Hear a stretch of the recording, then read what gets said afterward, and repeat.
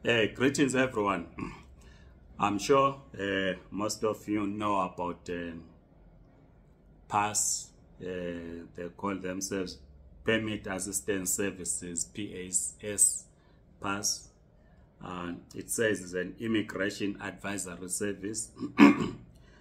With PASS, you retain complete control over your waiver or work permit application while receiving personal professional help, document checklist, and assistance with your online submission. Your grace period remain and the working is running out. Visit PASS and get it right the first time.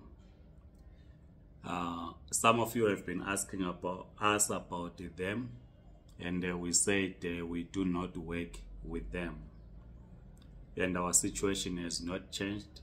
We do not work with them. Now, the management at VFS, they have sent me this following message, which I will read to you. It says, "Hi, sir. These people," referring to PAS, are approaching the ZEP applicant and charge them additional fees. These people do not work for us or related to us in any way. Please inform the Zimbabwe community they are not affiliated with us and they should not pay extra money as we have a call center to handle queries." Then the message from VFS continues, "The ZEP applicant are confusing VFS with these agents. As you know, we don't work with any agents." Close the quote. So that's the message that is coming from VFS. They are asking us to inform you that they do not work with the PASS. So if you need any assistance, approach VFS. Then there are some people who are still confused out there, who still think that any person can apply for a waiver. We have tried to explain this, that only ZEP holders should apply for this waiver. We are talking of people of low skill. Yes, we know that other people do apply for waivers who are not people of low skill for one reason or another. So the waiver, this current waiver, is for ZEP holders. So if you are not a ZEP holder, you have no reason to, you don't have to apply because it is not for you.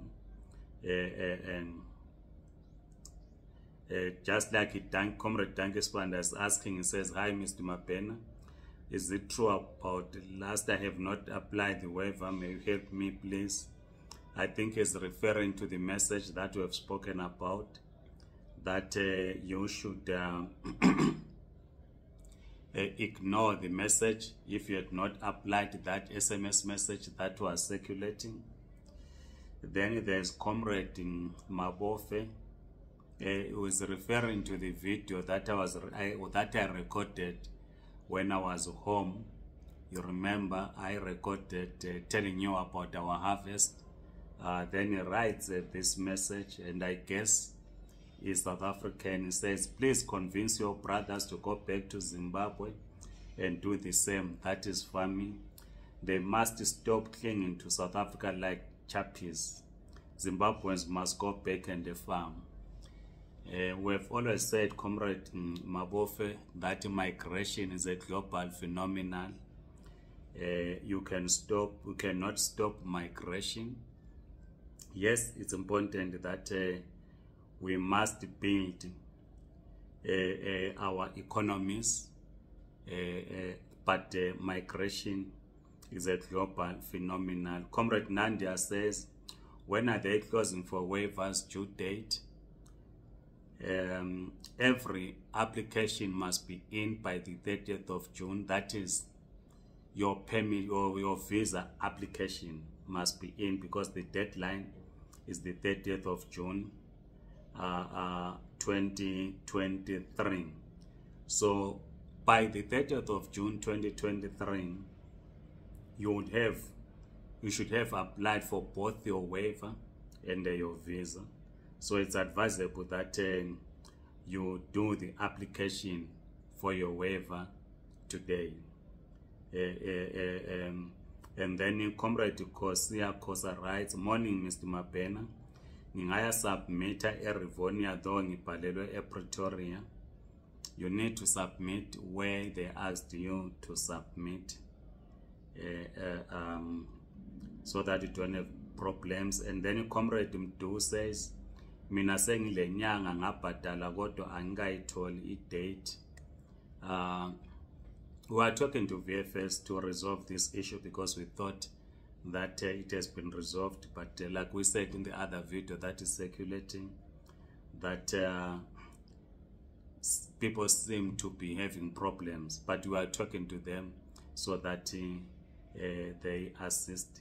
Then Comrade Nomsam Tondlana says, I applied for a waiver in January at Rivonia, but I did not receive any message. Must I be worried? Please visit the VFS in Rivonia and check on your application.